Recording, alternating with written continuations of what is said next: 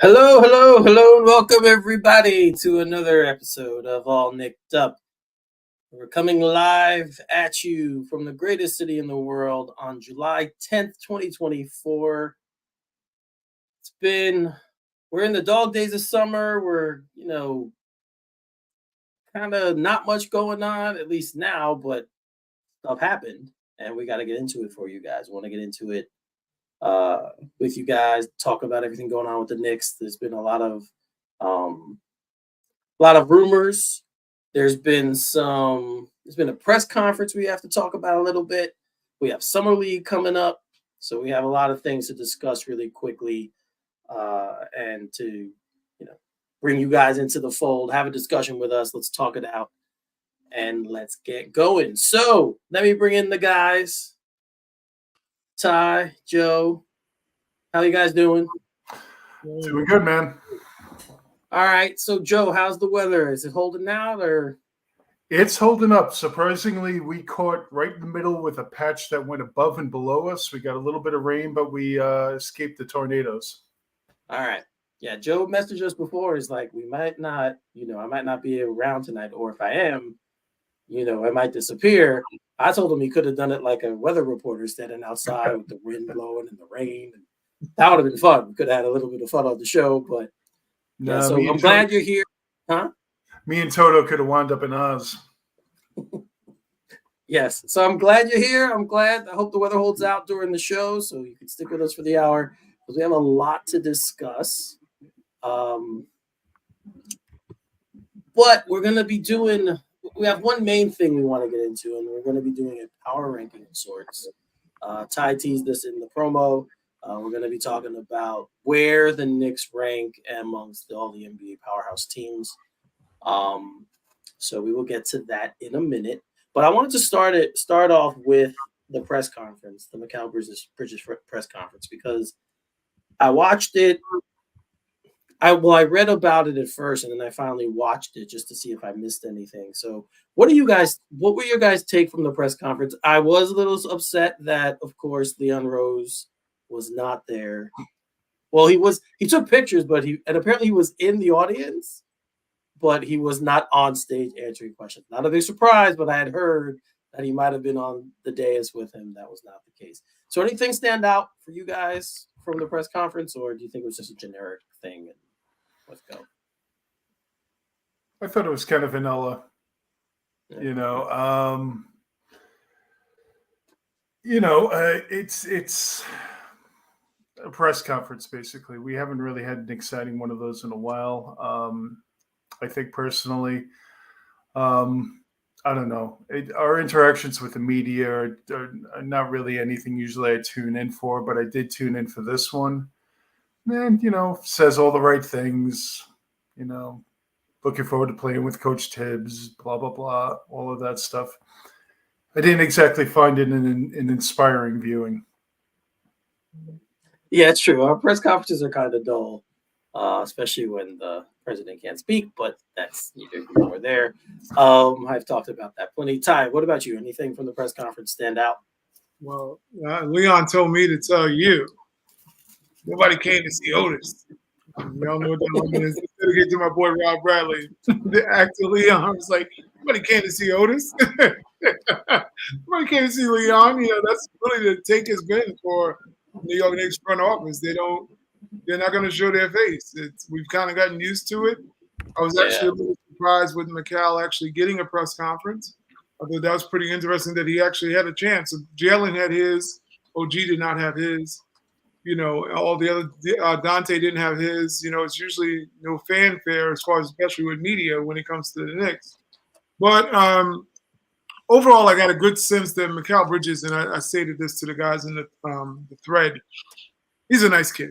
He's a very nice kid. I could see why this guy is likable in front of the franchises who he's been a part of. They got to love him. He's just such a likable kid. Says all the right things, obviously. But in the same sense, he kind of went off a little bit tangent when he talked about wanting to be a Knick, and the possible hiccup the Knicks had in that regime drafting Kevin Knox, as we all well know, was just probably the worst pick that they picked out of the whole draft. I mean, that entire draft, everybody hit except Kevin Knox. I mean, it's only Nick Luck. How can you miss a whole draft? Because we look at Bridges coming behind, then it was Miles Bridges that follow, and we also had Shea. the original MVP of the league, Shea Gilgeous-Alexander, who was there for the taking as well. The Knicks Porter. Let's just take this gargoyle-looking dude who don't want to play basketball at all. So, I mean, I just think back. I look. If anything would make me more sick that we had to give up 6 picks to get him when we could have got him for free the first time around. But even more so, then noticing that Kevin Knox is playing in summer league. A 6-year vet is playing in summer league, and he looked like he's worse than when he was in a rookie year. So this befuddles me that Mills needs to meet Mills. That's why he was hanging with Puffy. We realize that now. He was hanging with the diddler. Anybody knows the story? This is Meek Mills that we had as president because he dropped literally the ball. He might have picked him up too, but I'm just saying he dropped the ball literally when it came to getting this kid. We knew the Villanova resume. He was a national champion, kind of fit the culture at the time. We needed a small forward. You'd have probably had him and RJ together playing as a tandem at some point. It would have been a pretty good, solid start. But overall, we just learned that Mikal Bridges is a class act. He's going to fit in here with no issue. I thought it was really interesting that he actually did talk about other players that weren't Nova players. You know, he gave his accolades and flowers to OG Anunoby, who he seems to be pretty cool with, and looks forward to playing side by side with him. You know, the kid's got a high IQ. He's obviously a family dude. His mom is front row. We know the well-documented story. She, you know, worked for Philadelphia and thought the kid was going to be drafted there, which they obviously made a mistake as well as the Knicks, and they shipped him off to Phoenix, and the rest is pretty much history. You know, you got a guy who's a perennial defensive player of the year a couple of years ago, you know, now on the Knicks, and I'm excited. I mean, I wish we could just fast forward to the beginning for the new season because I would love to see how this is going to work out with him and OG on wings and the rest of the Knicks kind of filling in the roster. But Mikal Bridges, welcome to New York. I'm glad to have him. This is going to be a seamless fit. We're ready to go. We got some goals. You're asking a question? Joe, do you have something to say? No. No? All right. Camera cue. Yeah, I was like, is he cueing me? What's going on? Off-camera action. Yeah. So I kind of want to comment on the same things you said, Ty. The first thing he mentioned when he mentioned I thought I was going to be here in 2018. That was the first thing I mentioned. I'm like, because we had heard that they were interested in him before the draft, so we knew that he was a possibility. But that was one of the first thing. And then the mentioning how he talked about OG and how, you know, that's his guy, and he said that they're not like they're best of friends, but they've always acknowledged each other as being a similar type player, and they play the game the same way. I love that he referenced back. They asked him about it, but he referenced back to Villanova and how Jay Wright coaches, and it's very similar to what he's heard about Thibodeau, how Thibodeau coaches, the structure that he requires and he has in place. Those are the things that I heard.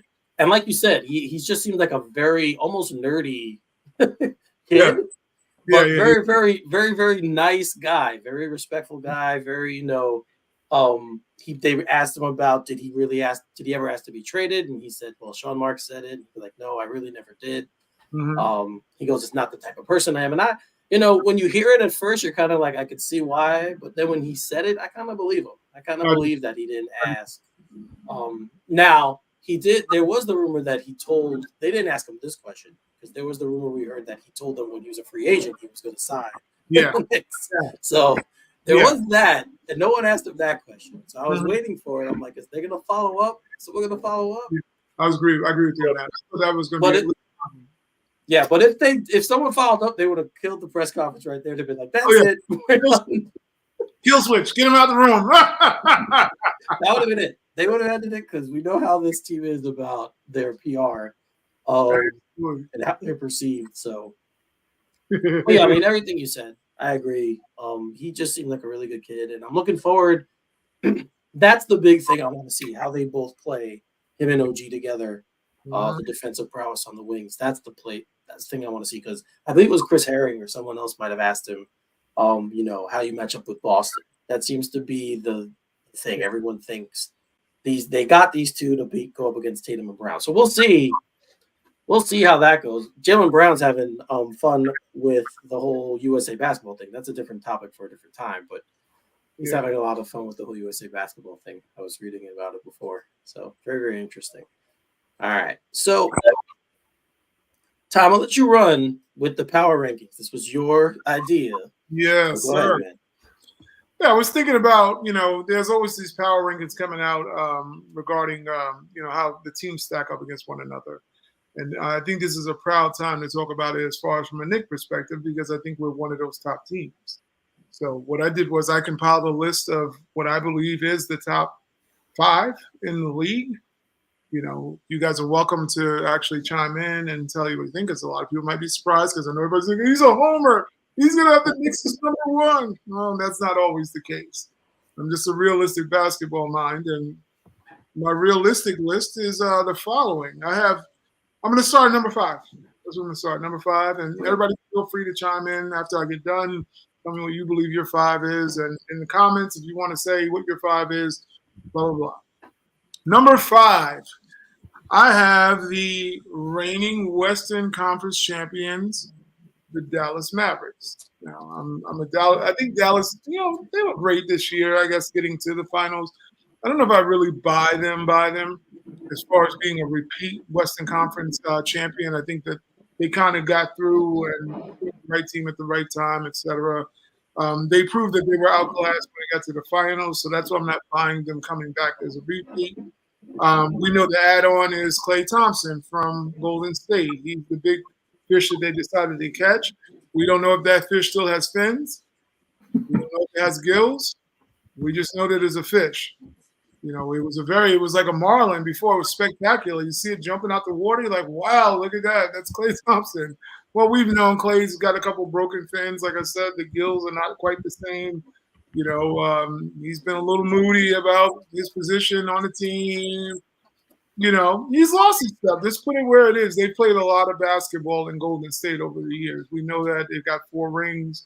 The attrition has obviously set in. The age sets in. You can't play that much basketball and expect to have a ton of treads. They've always been in the postseason pretty much since that team decided to ascend in the league. So naturally, it is what it is.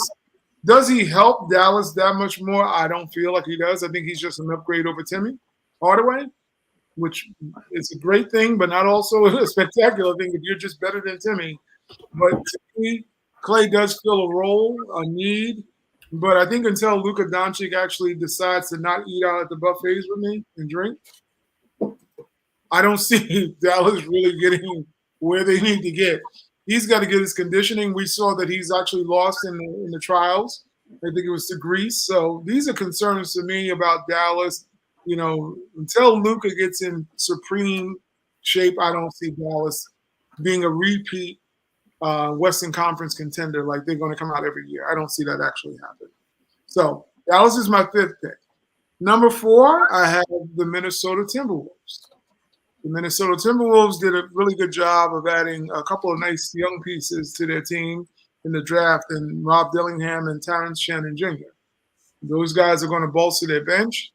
It really comes down to the chemistry. We know Minnesota I think they had the best defense all year last year. They were a hell of a team. If they actually played that type of defense throughout the playoffs, I think they could have easily went into Boston and gave Boston a lot of problems. But something kind of fell off, which I always wonder about the leadership in Minnesota. You have Ant-Man, who's probably considered their best talent right now, the guy that they're surrounding everything around. They're putting all the eggs in the basket. He's not a great fit. Him and Karl-Anthony Towns are not a seamless fit, as well as Gobert's not a seamless fit. But they do have a lot of pieces and a good philosophy from their coach. They're very competitive. I mean, these guys have their game together. It's just always going to come down to leadership, which to me falls on Mike Conley. If he can be healthy enough to be a participant in a lot of games, I think that's where their leadership can come from. They do respect him. However, he's never available as much. He's got the same syndrome we have in New York. he's injured and often on the bench like a coach more so than in the game. So these are things that I kind of think will kind of trouble them. But if they can get healthy and get straight and get the right chemistry, obviously they can jump from 4 up to number 1, literally, because the defense is that spectacular. Right. Number 3, I have our very own New York Knicks. At the Knicks at number 3. We're talking about health and we're talking about Mikal Bridges. Those are the 2 add-ons that the Knicks actually get, why I put them at number 3. Look, we came 1 game shy of getting into the Eastern Conference Finals with a bag of role players. That's basically what it is. I know respect to Josh Hart and Dante DiVincenzo, but nobody saw them as being superstars, all-stars, or anything, and sometimes not even starters. Yet we have a megastar in Jalen Brunson, and he managed to get them there. So we always play the big what if in New York as fans now. What if Julius is healthy? What if OG is healthy? What if Mitchell Robinson was healthy? Where would this team have been in the end? And a lot of us do believe that we could have maybe gotten past Boston or been competitive enough to push them to 7 games, or lucky enough to maybe get into the finals. This team is that special.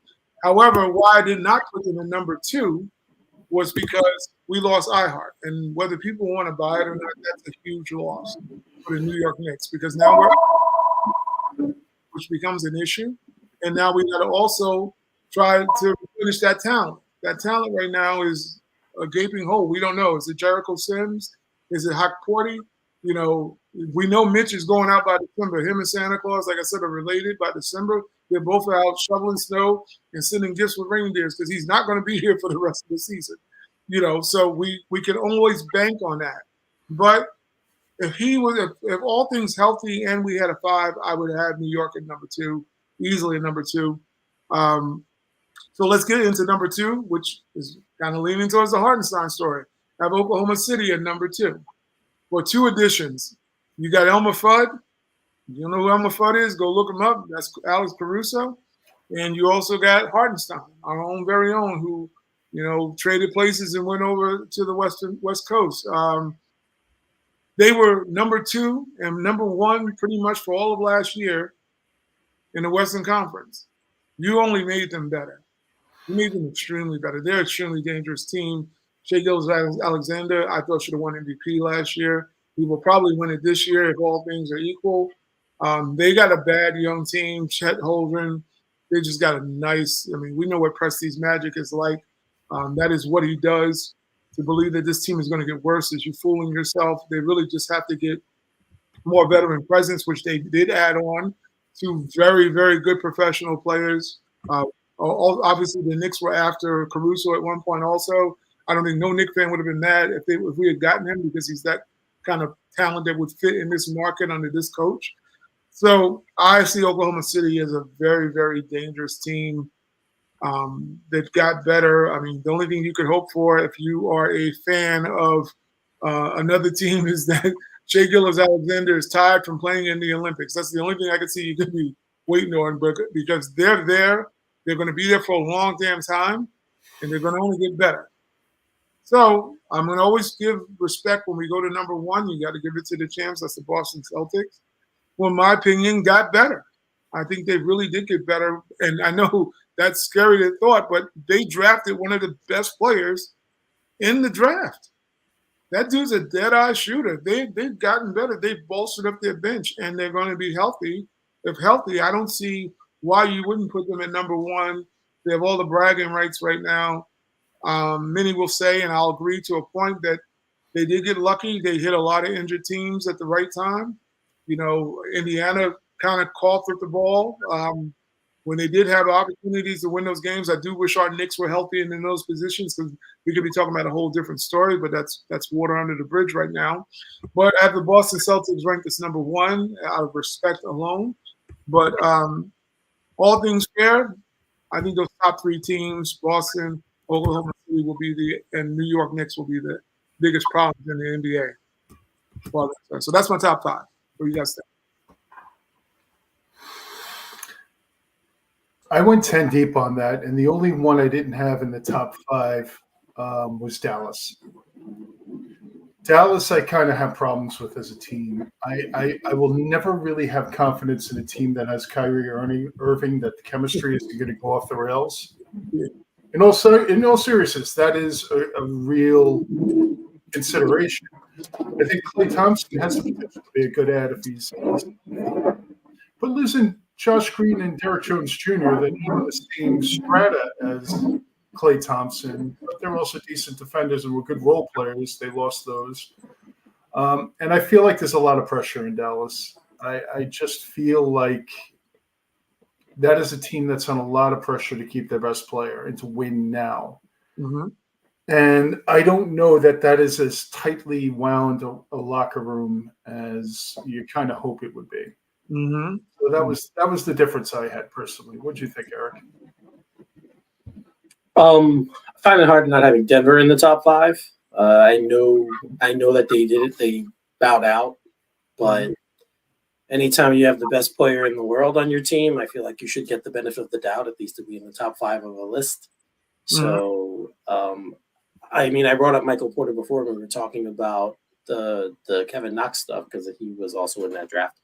But I mean, he's kind of always the X factor for them, in my opinion, because you know what you're going to get from Jokic, you know what you're going to get from Murray for the most part. Gordon's been good for them too, but Porter's really the guy I think that tips the scale one way or the other for how good they can be.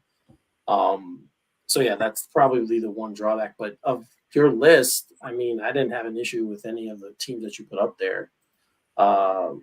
You know, maybe the Knicks are a little high for my likings right now. I know what they built and what we have here, but I still need to see it. Regardless of everything that they did in the postseason, they were playing teams that were, you know, hampered as well. I think we have to give that, you know, some credit there. Philly did not have a full team, and Embiid was not at full strength. We weren't either, so I understand that argument as well. We were not healthy either. But I don't know if I have them with all things being equal. I don't know if I have them in the top 5 yet. I can see them getting there. Definitely can. But I have no problem with you putting them there either. Like if everything goes to plan, they could definitely be a top 3 team in the league. But yeah, I mean, that's probably I really can't argue with your list really that much. Just not having Denver. Denver would have been the team I definitely would have had in the top 5. Probably instead of Dallas. Just because I kind of agree with you guys. I do think when things break right and everything's clicking well, they're extremely dangerous, as we saw. They got all the way to the finals. But for the reasons you stated, you know, you guys stated, Luka's weight, you know, fluctuations and Kyrie's, you know, I don't want to say disappearing act. I think he was trying, but there's something in his head when he plays Boston or that he just kind of, I don't know what happens. It was kind of crazy. In Boston specifically. He was not that bad at home, but when he went to Boston, it was a big mess. So I think there's a little mental fragility there with him. But yeah, that's probably the team I would remove from that. The other 5, I definitely could see fitting in there. And and the other team that I mentioned, Philly, if Paul George plays up to expectations and they stay healthy, they could definitely be a top 5 team as well. Because they have Embiid, and you know, but as you said, and as we always say with him, you never know when he's gonna get hurt or something's gonna happen with him either. So, yeah. So let me round out the top 10. I did do a top 10. I just did the 5 initially. Okay. Because some of the teams you're talking about, I'm just gonna do my rundown from 6 on to 10. Okay. And I'll give you a little bit of reasoning behind why I put some of those teams where I did. I had Philly at 6 because of the Paul trade. And because of Embiid, not so much. Let me rewind that back. It's not the Paul George trade as much as if you can get healthy Embiid, you're already in. Right. You're a hard team. You're just a tough team to actually beat. I did have them at number 6. I had Denver at number 7, and this is no disrespect to Jokic. Jokic to me is still the best basketball player in the NBA, but they got weak. They got real weak. They lost a lot of the grit and grind of that team that made them special. And they've been doing it over the last 2 seasons. When you think about some of the guys they've lost, Bruce Brown, KCP, They already had questionable, prowess from Michael Porter Jr. We know he can shoot the three because that's the damn thing. The only thing he does is shoot the three. That is his complete game. We do need him to commit to defense a little bit more. They've been talking about, which this is why I did put him down to 7 also, the petition to get Russell Westbrook. I don't know how that is supposed to fit in Denver, but the minute I heard that, I'm like, they are assed out. I don't know how you put him on that team. No disrespect to Rusty. I love how Rusty plays the energy-wise. It's just he is not a basketball player. He doesn't have a basketball mind. He has an athleticism about him and a fervor about his game that is second to none. But I'm not putting him in no games to win basketball games. It's just not. It's just those two things don't equate to me. Real quick. Ty, they did draft Holmes. They did draft Deron Holmes, right? Which was one of my favorite players in the draft. So, but will he be ready? Hopefully he is. He is like a fourth-year player, so he can maybe give them a lot of but when you're talking about playoffs, it's just so tough for some of these young guys to get the mustard on the hot dog as far as being able to play in under those situations and under that duress. They did miss the leadership. They should have ran that team back and just added another piece. But we know financial things came into play from what they understand. Yeah. Denver suffers from a lot of things that we're suffering from now. A little bit is the aprons and worrying about the cap issue. Jokic need help. Every championship team has to get better, or at least on the edges, the next following year. So you might can keep the core together, but you got to bring in some new players. So that's the only reason why I have Denver where I have them. And number 8, I have the New Orleans Pelicans. The reason why I put them there, DeJounte Murray's not there. I don't think he's an ideal fit with C.J. McCollum, but New Orleans got a very good coach. I like their coach. Zion's always the linchpin. That's the guy you got to worry about. But they have a lot of great other pieces around that team. Trey Murphy III, I like him as a player. They got some talent. Whether they can put it together, I don't know. But having DeJounte Murray on the team, that made them better. I don't know if that made them better chemistry-wise. So I'm still out on that one. Number 9, which is a shock that I even have them down this far, but I have the Milwaukee Bucks because I don't know what the hell they're doing in Milwaukee. I have no clue what they're doing in Milwaukee. Doc Rivers is there, so you're always capable of being swept. That's just what it is. Then you move in, you draft a teenager with your best pick. And I'm not saying the kid won't be great, but he's not great now. You needed now help because you got 2 veterans right now. Giannis is not younger. Dame damn sure ain't younger. You got Bobby Portis. You got an older team. You might need some youth if you're rebuilding, but if you're not rebuilding, you needed to move that pick to get another veteran in that can be capable of carrying your team a little bit when those guys are off. Because we've seen Giannis get mortalized now, in my opinion. I mean, we always know that he can't shoot. He couldn't shoot with a gun, let alone in the playoffs and at the free throw line. So when you put that kind of guy in there, he's going to get older and it's going to age ugly if he doesn't refine his game. I don't care how great he is. If he doesn't refine his game, it's going to get even uglier. Where we see Rusty at, he could literally be a 7-foot Rusty at some point. Because when you're not as fast and can't jump as high, what are you left with? Your fundamentals. And if he doesn't show any improvement on those edges, I got them right where I believe they can be at number 9. Number 10, which I did struggle not to put them ahead of Milwaukee, was the Orlando Magic. They're coming. Powell Banchero is a dope player. I mean, I don't think you can deny that he's in the running for the next dude up. He's one of those guys. He has a tenacious way about him. He's got some dog in him, obviously. He's a tough cover. He's coming. But Orlando has a lot of mix-match pieces. All the things don't fit well. They do need to kind of clear up a vision on how they're going to want to play. And I did 2 asterisks as 10, 11, and 12 because I think they could be in the 10th. And that's and my surprise pick is San Antonio. Because if Wemby jumps, that's a whole different team. So, all right. Those are my round out of my 10 with 2 asterisks. Okay. Joe, you want to give your list? Sure. I also had 2 asterisks as well.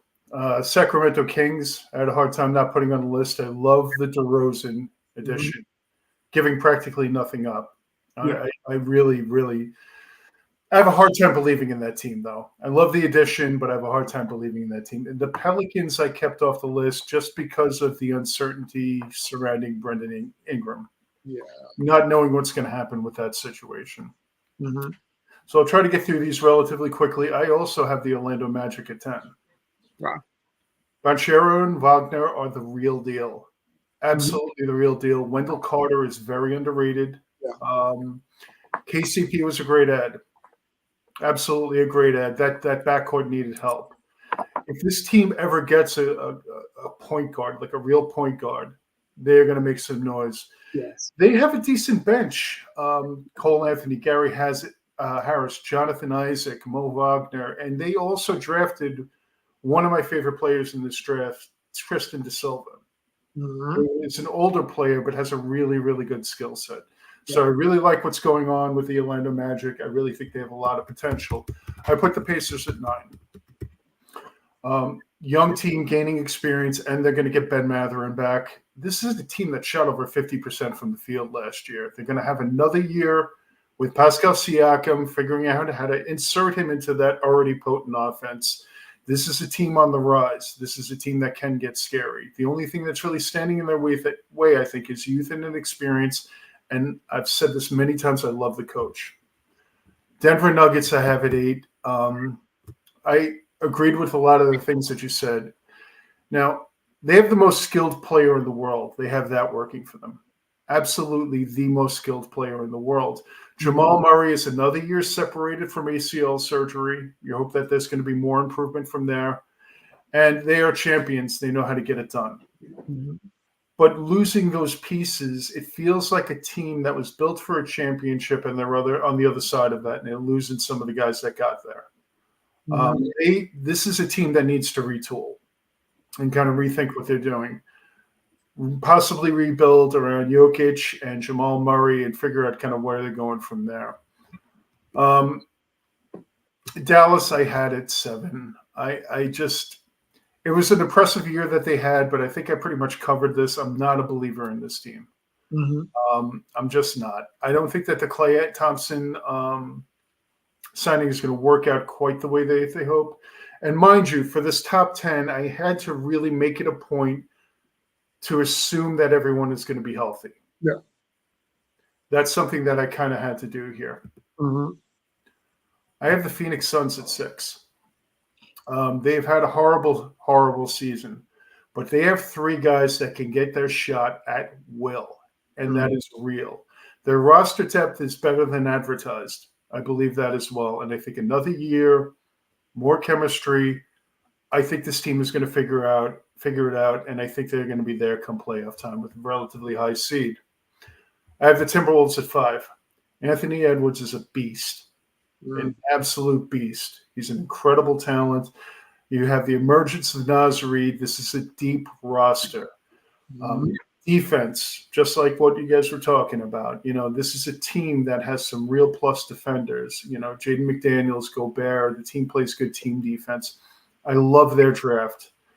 Rob Dillingham, I wouldn't have liked as much going that high to another team, but I like him on Minnesota because they can hide him. I think it gives him a young, dynamic point. The kid is a bucket. The kid can fill it up, and I think he's going to be a really good addition there. I think he's going to the right team. Terrence Shannon Jr. again was a good pickup. They're fortifying their bench. They're building up that backcourt. I like what Minnesota did in the offseason. Philadelphia at 4. If it's one thing that I realized from the Knicks and Sixers series is Jokic may be the most skilled player in the league, but Embiid is the most unstoppable. And again, this is assuming health. You pick up Paul George, one of the best two-way players in the league, and you assume he's healthy. You assume Embiid's healthy, and Maxey is the real deal. I think that this team can be scary. I think that their bench is good. I like some of the pickups that they've made.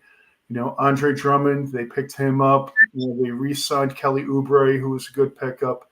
I mean, it just seems like they're really kind of filling out that roster pretty nicely. I have the Knicks at 3. I think we're a defensive nightmare for teams. I mean, I think we have the 2 best defensive wings in the game right now. I think defensively, it's similar to what LA had with Paul George and Kawhi a couple of years ago. I think there are 6+ defenders on this team.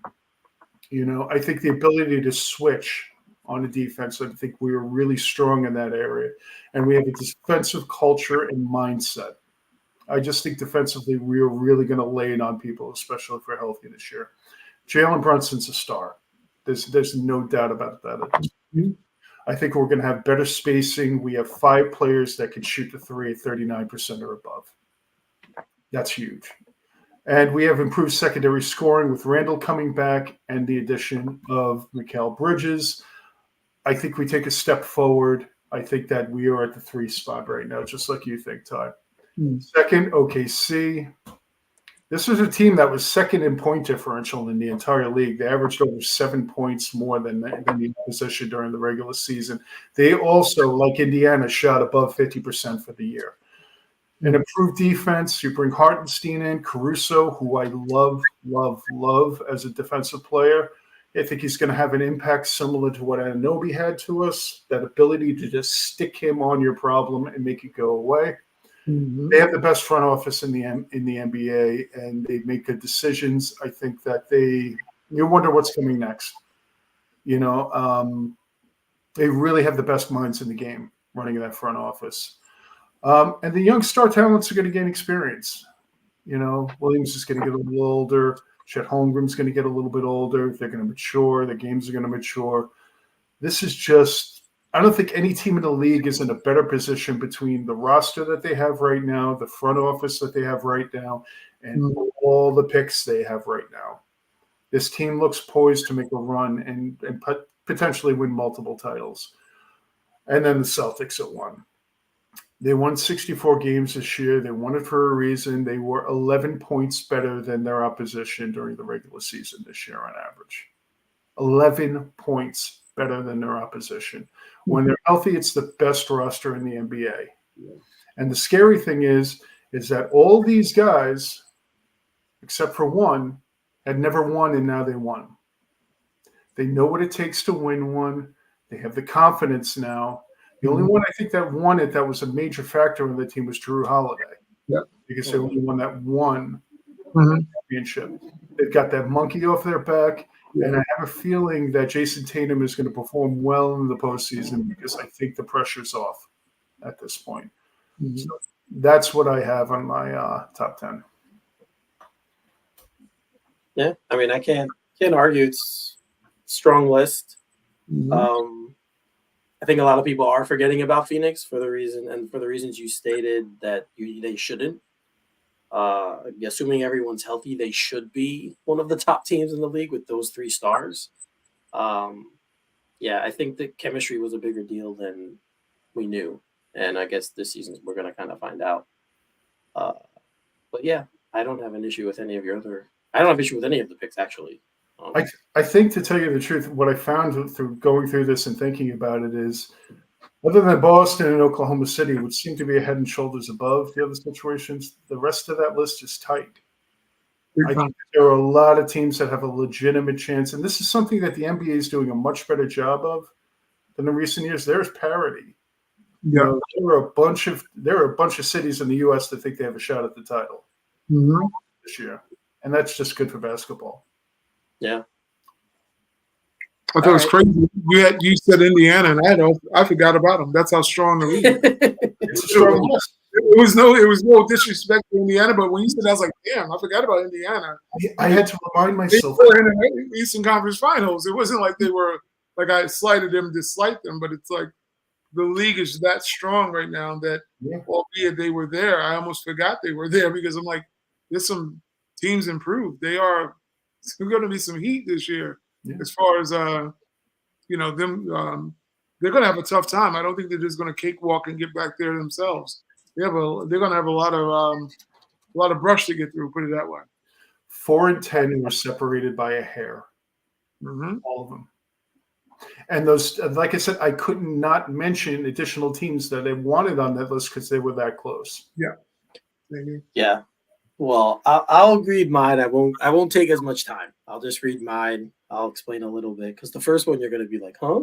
But I just have a feeling because um, I don't know. I just have a feeling things are going to finally come together. But for number 10, I have Memphis. And the reason I have Memphis is because before Ja went crazy and then got hurt, they were one of the best teams in the league. They have a great coach. I think he's fantastic. They added one of my favorite players in Zach Edey. I don't know how much he's going to contribute this year, but as everyone knows from the draft show, I'm a big fan. But I mean, it's amazing to me how much one player for them. That's how good Ja is. When he's playing, they're a threat every night. Yeah. So again, I read that he was cleared for basketball activities. He should be healthy by the time the season begins. So I have them at 10. I have Milwaukee at 9 because, like Ty said, I don't know what they're doing either, and they're getting old. But I mean, they really are aging. So I have Milwaukee at 9. Indiana I have at 8 for most of the reasons that Joe stated. Um, you know, they're getting Matherin back. They're a good team already. I could see them even like you all say. I could see them even finishing higher on this list.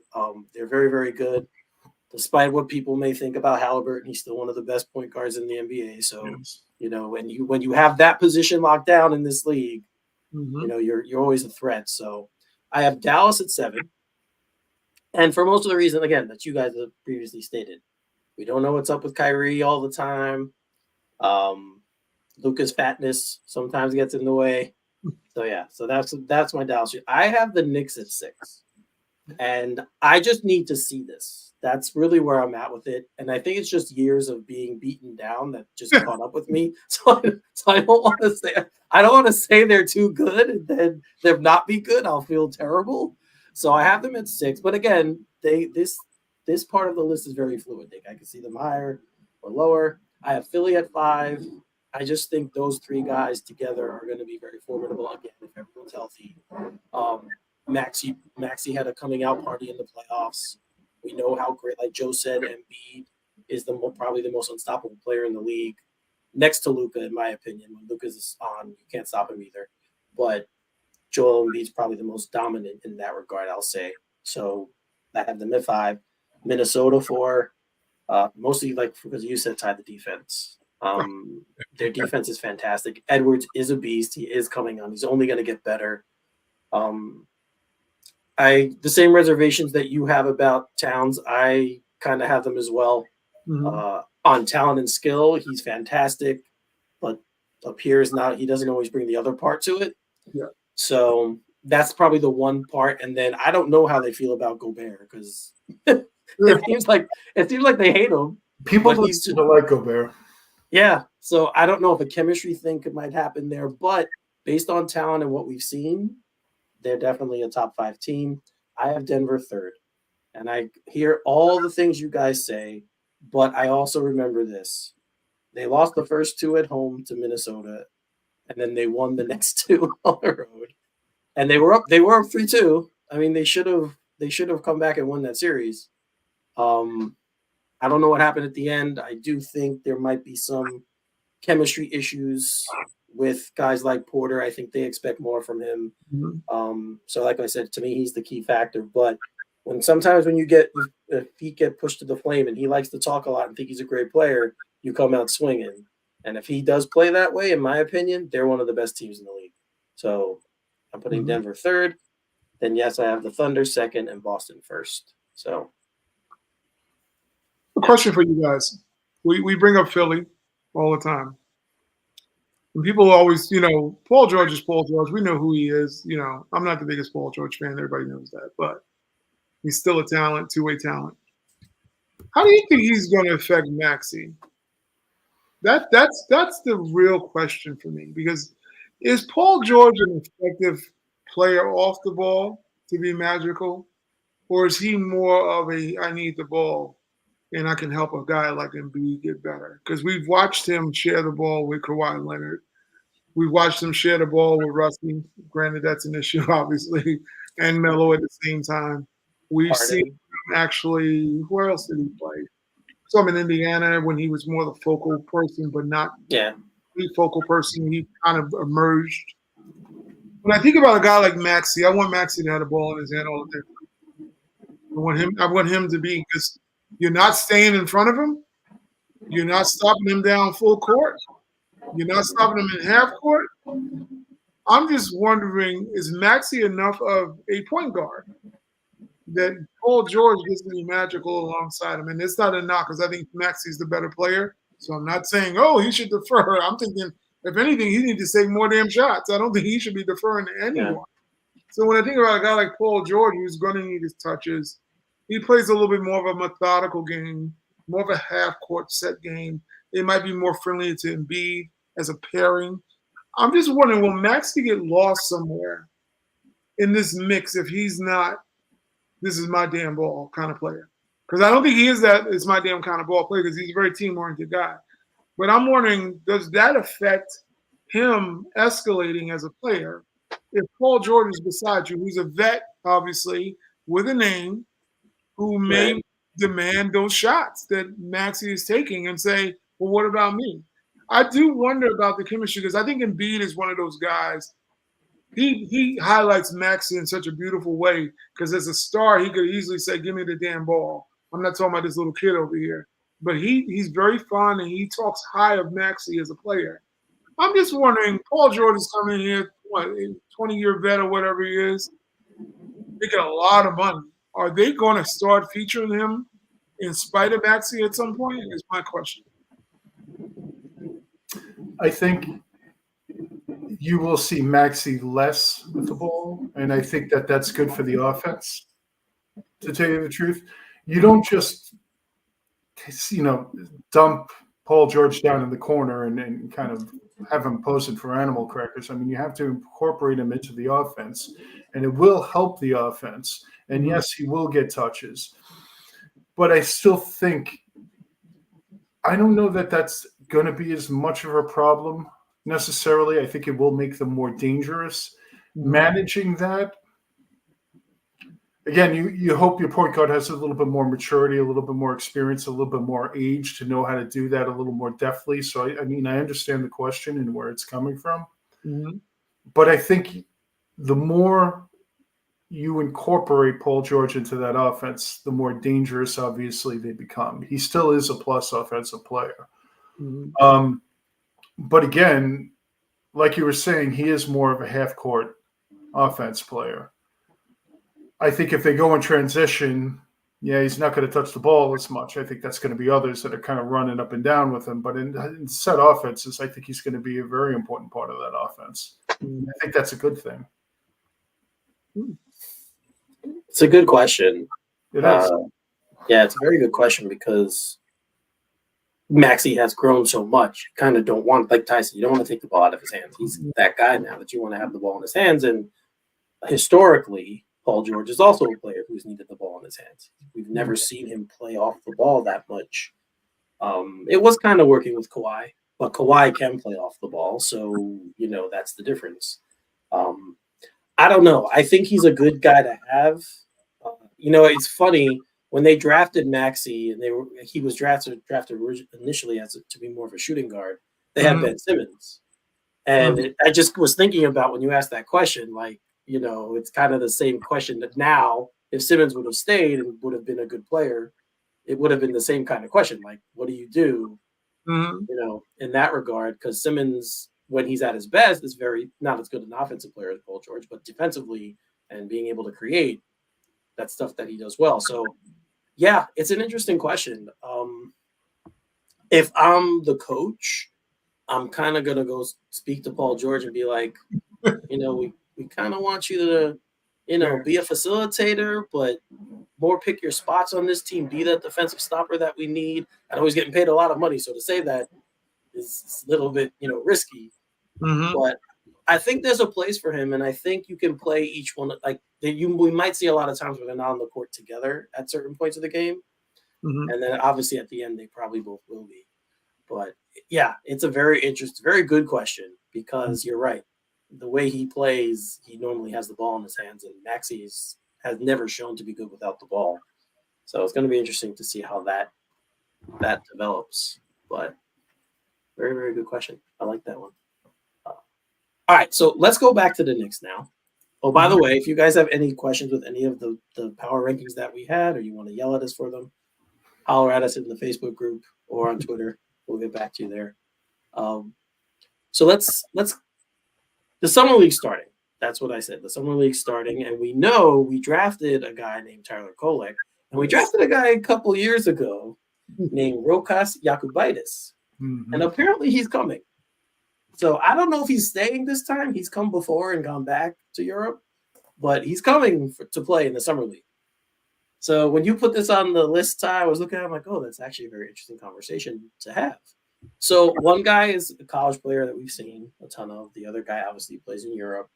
We got a touch of him last year at the World, whatever that was, basketball thing. If you watched it, I know you guys weren't big fans, but I watched it. So I got to see him play a little bit. What are you looking for? Do you think it's a matter of him versus him? And if Kolek outplays him, Rokas is going back to Europe? Like, what are we looking for here? Ty, go ahead, man. You say, tell me what you're looking for. Yeah, I just thought it was very weird. Rokas is obviously a guy that fits what the Knicks have been doing. You know, he's like, to me, he was obviously the most perfect match for Jalen Brunson that you bring behind Jalen Brunson. Jalen goes to the bench. You insert this guy. He's a change of pace kind of guard. Plays a whole different way. You know, he serves up the ball very well. Capable shooter. And then I'm like, well, who actually looks like this guy? And I'm going, Kolek looks like the same kind of player. So so you drafted two. This is like Rod Strickland and Mark Jackson again, like the second round version is like you drafted a guy the same kind of player 2 years ago. And I'm like, well, what happens? You know, it's like the Spider-Man meme. One is looking at the other, and the other one's web. So I'm looking like, aren't these guys like kind of a mirror of one another? What happens if Rokas comes here and he eats up the summer league? Are you sending him back? Like, say he comes here and he knocks it out the park and he becomes summer league MVP, which is possible. It's possible. He's an experienced European player. He can ball. If he comes here and he knocks it out, what are the Knicks doing? Are they going to send him home? You know, or are you going to try to trade this guy because now he's an asset? What are you doing with Rokas? Now, I've always asked that question. I don't think that Kolek is no different than him. I mean, other than being, I think, is he younger? Might be the same age because he's a 4-year college player. I don't know if they're younger or older. But there's a little redundancy. It's like you have these talents. What do you plan on doing? Because you gave, obviously, Kolek a 4-year contract, the highest one ever in NBA history, I think, for a second rounder. But you have this guy who now might want to come over here and he can replicate a lot of what he did and probably was doing it just for the cheaper price. They're the same age. Just so you know. So it's like, what are the Knicks? I mean, I know I trust Leon and all that stuff. They've been doing a fabulous job. And I know we're talking about 2 second rounders here, but it is important. The Knicks do need a backup point guard. I'm just saying if one comes over here like Rokas and he kills it, are you sending him back home? Oh, is that the answer to send him back home, or are you going to try to pawn him off in a trade? I'm just saying he could absolutely come here and dominate the summer league for the Knicks and be their best player. And now you're left with this conundrum: are you just sending him back, or are you going to ask him to stay? And then what happens to Kolek if that does happen? So that was my versus one another. I just think that those players are one and the same. What do you do if both of them are? If Rokas is great? Joe, you want to tackle this one? Because I have an answer. Yeah, I didn't really get that feeling from I mean, granted, I've only watched videos of these guys, both of them. Right. Okay. I see a point guard with Kolek. I see a combo guard with Rokas, personally. I like the way he plays. He plays kind of angry. He hits the hole hard. And he better hope Summer League works out for him because I don't know that he's going to have a spot in Barcelona. Ricky Rubio seems to be filtering more into their point guard slot. So I think the thing that I see with this, yes, he has some experience in a professional league. Barcelona is a good team for as far as European basketball teams go. But how much is it going to cost to bring him over here with our current apron concerns is definitely something that's concerning. He's about 6'4". He's taller than Kolek. So maybe he can fill some of that combo guard situation. I just I don't know that he's ever really going to put on a Knicks jersey in a meaningful way. I don't think he fits kind of with the roster. I think that they have, just like you said, they have kind of committed to Kolek.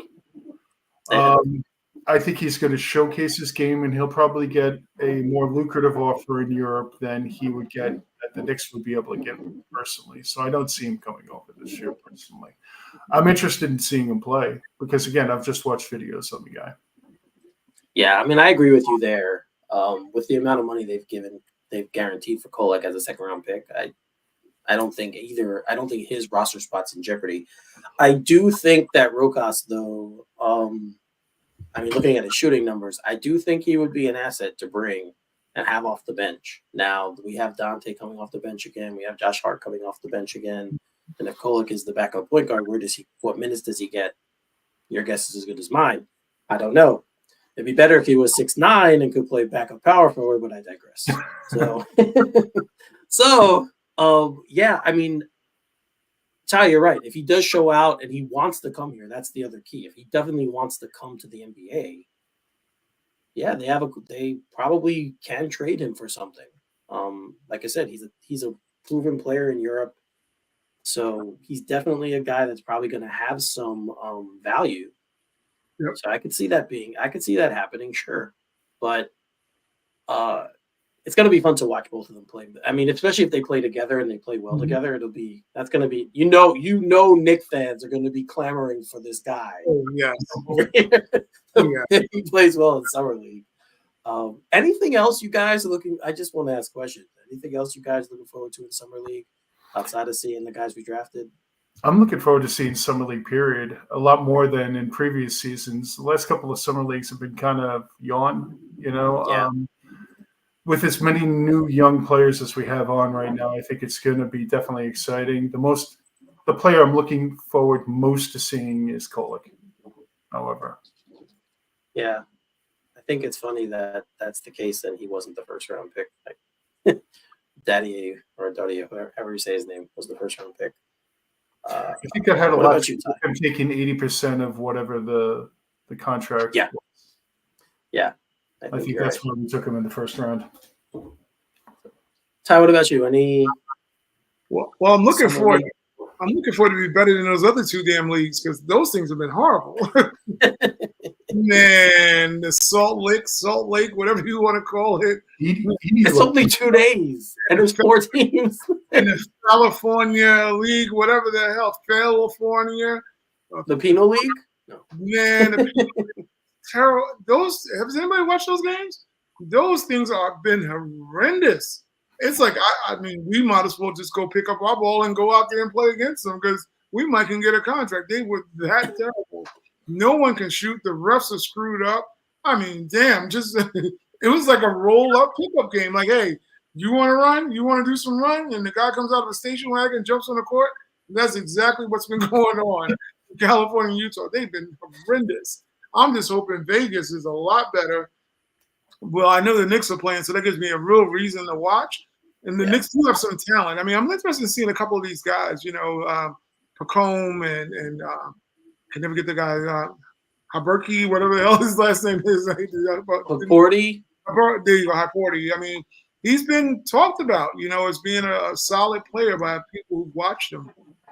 God knows we need another five, a backup somebody to help out with Mitchell Robinson.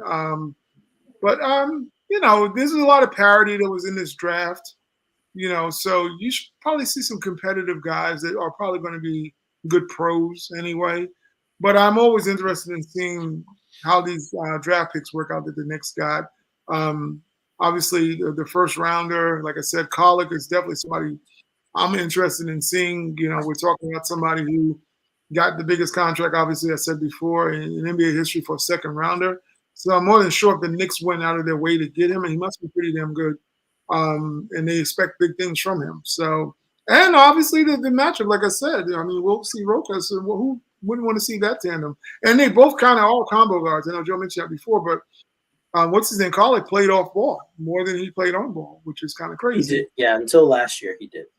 So you got two guys that it should be interesting. But needless to say, as long as the Knicks got some talent. I'm all aboard for that. I can't think of nobody else. I mean, I've watched a little bit of Edie. He's definitely a good player. He looked good. One shining moment I saw with him and Kessler going at it in that game. That was very good. He can ball. There's no doubt about that. Yeah. I mean, he has a height advantage and he has no problem using. So it's definitely going to be interesting to see how he plays in Memphis. He looks like he's ready to play. I don't think there's going to be a big learning curve with him. But that's what I'm looking for as far as when they get to Vegas. They got to do something better than what they did in those other two leagues. They've been terrible. Yeah, I only caught some of that game. The Utah, what's it called? Memphis. Yeah. Mm-hmm. Yeah, the Memphis game. That was the best game. That was the best game. Yeah, because I wanted to see. I thought it was crazy that Kessler was been playing Summer League #1, and I just wanted to see that matchup. And I mean, it was pretty much as advertised. Edie was really good on offense, which he is, and Kessler was really good on defense, which he is. So it was kind of the matchup was kind of went to script, exactly what you would think. But you brought him up, so I'm gonna throw this out there. We had heard that the Knicks offered 2 first-round picks for him. That's Detroit and Washington, I'm betting. Yeah. No, the Knicks did. Yeah, I know. The Detroit and Washington picks, I bet. Oh, okay, yeah. And and that they said no. That Danny Ainge, of course, said no. Now yeah. So you put is he worth it? Now, for what I'll phrase my answer this way. For what our coach likes to do, yes, he's very much worth it. Is he worth it based on an overall talent perspective that I would give 2 first-round picks for? No, he's not. He's basically a one-way player. He does have some offensive ability, but his calling card is defense and rebounding. That's what he does. So for what the Knicks like out of the center position, that kind of an offer to me is fine.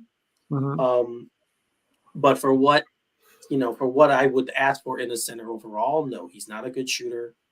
I'm thinking of a center. I had the name in this. I forgot it. There's another center who plays like him, and I keep seeing him in my head, but I can't remember his name. That plays like Kessler, because I can make that kind of comparison. But but the crazier part with him, like I said, is that he's playing summer league. Yeah. I mean, he was on the USA basketball team last year, and like it's very weird to me that Ainge has him playing summer league. It's not like he doesn't need to showcase him in a league where he's dominant. He's gonna be better than most of the guys he goes up against. Like, I don't understand the whole thing. Any of you have comments on that? I've heard there's a couple of things. I've heard he had kind of beef with the coach last year. I heard that went down. And I also heard they're not happy with that he really didn't progress from their opinions between year 1 and 2, and they have a problem with how he sets screens. They don't think he's an effective screen setter. Okay. I think. That's what I've heard through the grapevine anyway. That's interesting. That is interesting. Very interesting. It's interesting then if they have all these problems and that was late, that Danny Ainge could reject 2 first-round picks.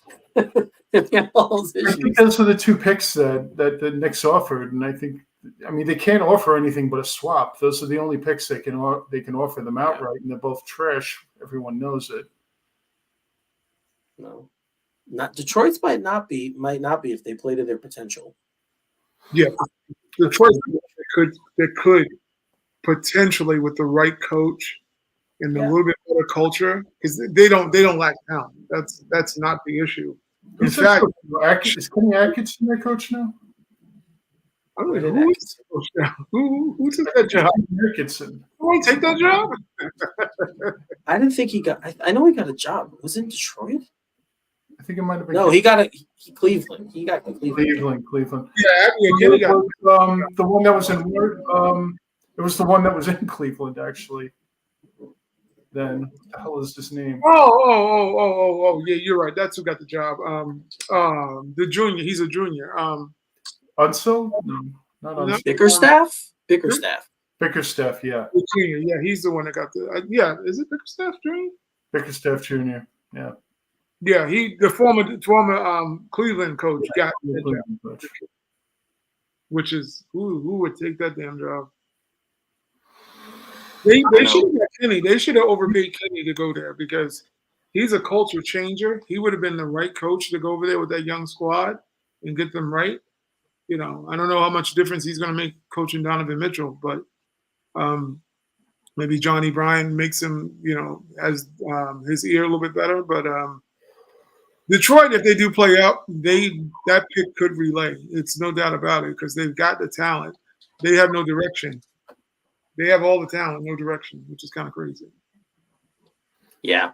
So you brought the last one. The last topic was center of attention. So we just mentioned Detroit because I wanted to bring up Jalen Duren, who, according to Mark Berman, the Knicks are interested in both him and Alperen Sengun from Houston. Now, the Duren thing I understand. The Sengun thing I don't understand. Duren is much more, like I said, a type of center that I think would fit here and play the way the coach. But Sengun is an offensive player. Like that's what he is. Mm. Um, mm. You know, I'm hungry. That sounds like a Leon desire and not a Tibbs desire, and we've gone down that road before. Well, I'm thinking. I mean, not being funny, but I'm on Eric's thought pattern here. When I looked at Sengun, I'm like, you would trade Julius for Sengun. You wouldn't trade for whatchamacallit, Duren. I mean, you would change. You want him on the team as constituted for the Knicks. So he would be a guy well, obviously he could probably start ahead of Mitch, and Mitch would be the backup. But when you talk about Sengun, we're talking about somebody who's a low post threat. We're not talking about somebody who's a rim defender and just going to play that game.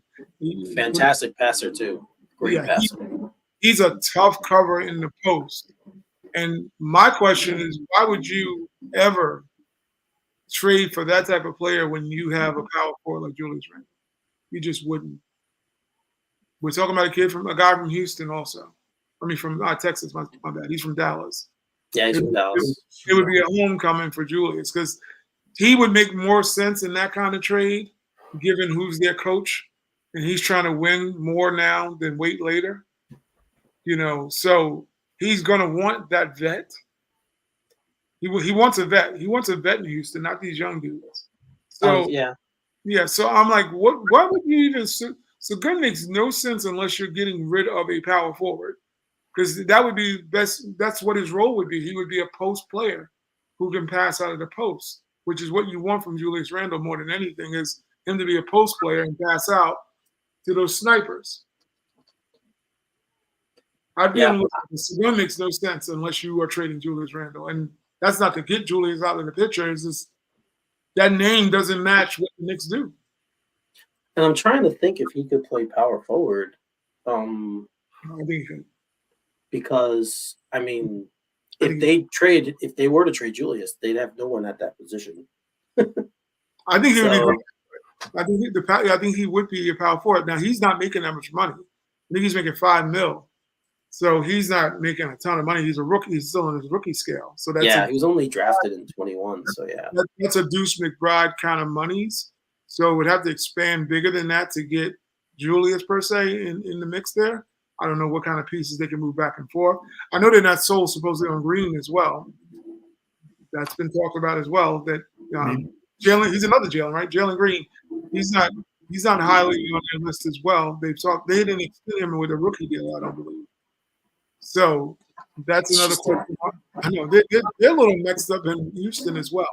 But Sengun coming to the Knicks, if that was the case, it does not make sense if you to trade Robinson for him. I mean, it doesn't. I don't understand where that is even coming from. Like I said, to me, Sengun is their best player. So why are they trading him? Like, why would they even think about trading him? I don't know who's generating this rumor, unless, again, it's him saying, I don't want to be here. I don't want to stay in Houston. Now, if that's the case, then, it's back channels where he's saying this and he's leaking it to the media, and they're letting us know that these trade rumors are out there when Houston's probably like, what the hell are you talking about? It just seems like a very odd guy. Like, Duren, like I said, I can understand because he's in Detroit. Mm-hmm. And there's a lot of reasons why people want to leave Detroit. So I understand why he would probably be like, yeah, get me out of here. I could understand that part of it, but the Seguin one makes no sense to me whatsoever. I like the idea of Darren a lot better personally. I'd love to get my hands on him. It really depends what you're looking for, though. That's what I mean. Like, that's why Ty is right. Like, if you're adding him, it's for offense. So yeah, Seguin's a nice player. Don't get it wrong. No, I'm familiar. I'm definitely familiar. He can ball, but he doesn't ball. If you're bringing him in to replace a Hartenstein, it doesn't make sense because they're not the same. No, you wouldn't bring him in same way you would bring in a Karl Anthony Towns. You're not bringing him in to play center. You're bringing him in to play power forward if that rumor was true. So that's why the exit of Julius makes a lot more sense. Seguin makes sense if you're getting rid of your dog down low. And your dog down low is Randall, where we wanted him to play all year. He played last year, which is more in that block and posting up and playing in down in the paint. You wouldn't bring that. That room is a very weird room. It's so funny Eric brings that up because when I heard that, I'm like, Seguin, well, you don't do that unless you're moving Julius. You wouldn't do that move to get a center. He's not that kind of center. He's a tall power forward in my opinion. He's like a traditional power forward, sort of like what you would think of like, I see Boogie Cousins being more of a power forward than a center, although he was a 5. This is the same kind of player, but he has better post moves and he's a tough handle too down low. So 21, 9, and 5 assists from the center position. I mean, that's who would you trade that for? Let's just throw it out there. If you're looking on the Knicks and you're doing business with the Knicks, you're gonna trade Deuce McBride and you want Deuce McBride and Robinson for that? That doesn't make sense. You would never put those two. Only if they want what Robinson brings. If they want to add a center like that. Injuries and beer? I mean, that was awesome. I don't care. Shout out to Mitch Robinson for saying that on Twitter. I don't blame him. Good for him. Saying that he's going to live his life. I'm totally for it. He even said, he's like, as long as I work out and, to get my workouts in, what are you guys worried about? It was awesome. I feel bad for Mitch because Mitch is, I warned you guys in the chat. I said before, he's going to be a target. I hate to tell him that, but the injury history and the love affair he had with Hartenstein in New York, and who was it? John had said, "Oh, they should know better." I'm like, look, we didn't say rational Knicks fans go together. That's not what happens. They're looking at the fact that they believe they chose Mitch over Hartenstein, and it's not true. It's just more so they couldn't afford to pay him over the budget. But in Knicks fandom, they loved him a lot. They love what he brought. They know the importance he had, and Mitch was injured. So Knicks fans, they made a choice. They're like, well, we don't need you now. We got this guy who's doing a lot more different things and he stayed healthy. Now Mitch is in that target on his back where people are going to start saying, well, what's up? You're not healthy, and we can win a title if you're healthy. And now it's going to be questions of his health, his conditioning, all these things. He probably want to stay off social media a little bit as far as responding because he's been responding more than just that beer video. He's been responding here and there about people saying things about him and him not being as good, et cetera. And he does have rabbit ears, whether he wants to say it or not. He'll always respond. Yeah. He always responds. He's fun about it, I think, though. Oh, I don't think he ever means anything. So, Joe, you brought up that you'd like Duran here. What kind of a package do you think it would take to get him? Deuce McBride, 28 swap, I think is the one that we have still available, and both picks. Some rich blood there. I would pull the trigger on that in a heartbeat. I think I like Jalen Duran. I like him too. I do. He's talented. So he's definitely talented. The Knicks could have drafted him, and we wouldn't be having. That's the second time we're talking about it. But then we wouldn't be able to sign Brunson. I said it during that draft. I'm like, take Duran. We did take him. We just that had to do with clearing cap to get Brunson, though. Yeah, but they needed to figure out another way because Well, we've all known, as much as we love Mitch, we know. I told you, Santa Claus is going to be coming in December, and Mitch is going to get hurt. Those are the two things you can count. Unless, and you brought this up last week, he loses weight, and he needs to drop the weight. He needs to drop weight. I think you hit it really, really on the head last week, Ty, when you were like, I think he's trying to be the type of player he thinks that he is supposed to be. Mhm. And that is taking away from the player before a lot of his agility and speed and all of those things and nimbleness and a lot of the things that were really made him special. So I don't know. The beer thing always worries me a little bit. It's like, dude, you should be eating, salads, grilled chicken, and, doing yoga or something, Marinated in the beer, right? Marinated it's chicken. light beer. Light beer.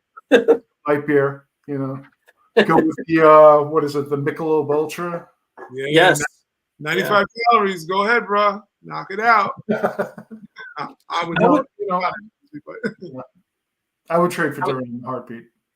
Yeah, I'm with you there. Like the two guys mentioned, I love both players. I like Sagun and I like Durham, but for what the Knicks need, that's the direction I would go.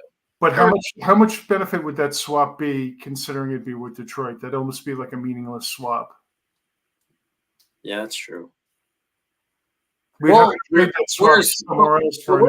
they're going to suck still. We're still assuming they're not going to get any better. And the talent on that team says they should be getting better. Yeah, they should be. So that's the flip side. Eric, I want to pose that question to you. The same thing, Joe. What do you think it would take to get Sagun? I wonder where that avenue would even how. I mean, he's a borderline all-star with those numbers. Those are all-star numbers for that position. So, wow, I don't even know. It would take more, in my opinion, to get him than to get Duran. I can't even I don't know how to put a package together because, like I said, I'm not unsure about the draft picks now. So, but yeah, that's a tough one. I mean, obviously, Deuce would have to be involved. I feel like he's the starting point for any trade right now. Trades mentioned like, oh, Deuce, start with him. I don't know. You probably have to include Mitch in the trade to get Sagun. So Mitch is, I think, $14.5 million. Yeah. I think Deuce is a little bit under $5 million. Sagun is $5 million. Yeah, so but I'm trying to figure out what, and I'm thinking this from a talent standpoint. It just, if you're getting a 5, you're not getting that dude. Not for Tom Thibodeau. That just doesn't make any sense. Doesn't like. I mean, is this Mark just throwing out Markisms? And say, oh, let me just put some hell into the fire and cause some controversy. But during makes sense, right. Gettable. I'm just what is he's eligible? Sagun is eligible for an extension. So they're gonna start having that conversation because so he is eligible for an extension. So that conversation is going to be starting to be had.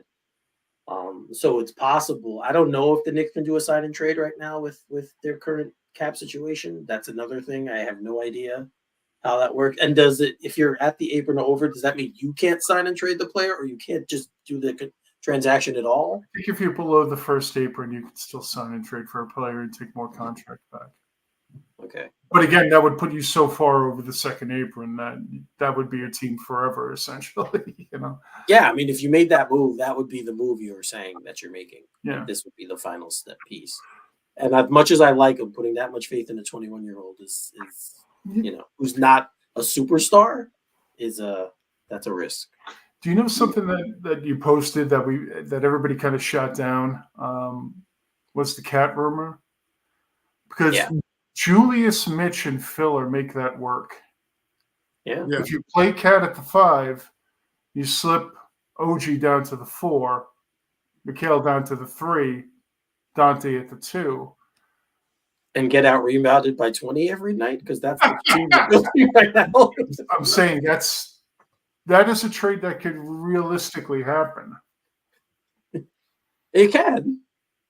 And Cat is, when he's asked to be a good rebounder, he is. It's very weird. When he played center, he was a good rebounder. I think he averaged like 12 one year. Strange that he doesn't do it all the time, but that's neither here nor there.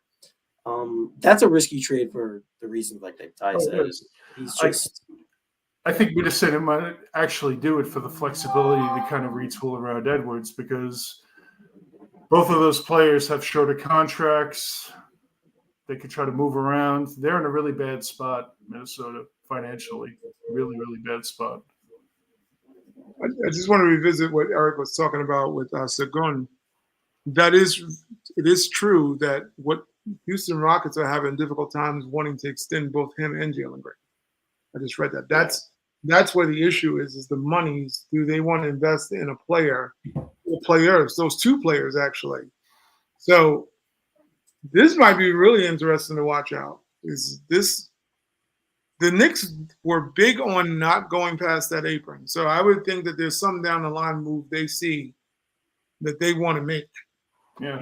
Could that be a combination of Sagun and Jalen Green coming in the package? Is that what they're talking about? It's funny because all of this apron stuff now is going to open a whole different kind of trade, in that people that are coming to the end of their rookie contract that have shown a lot of promise, but are not one of those players that the team decides they're going to push all their chips in for. Like maybe Jalen Duren or Jaden Ivey or Sagun deciding, you know what, good player, has a lot of value. Maybe we can get something for him, but we're not maxing this kid out. I think a lot of those players are going to start to become available, whereas historically in the past, they just re-sign them and figure it out from there. Yeah, that's a good point. I didn't think of that because of the new rules. It's a very good point. And the same, any of these players are even possibly available. Same applies in our situation with Julius. That's why these things are being mentioned with Julius also, being that you're coming up on having to extend him. How much do you value him? Do you value him to give him a max extension, or the max he can be afforded?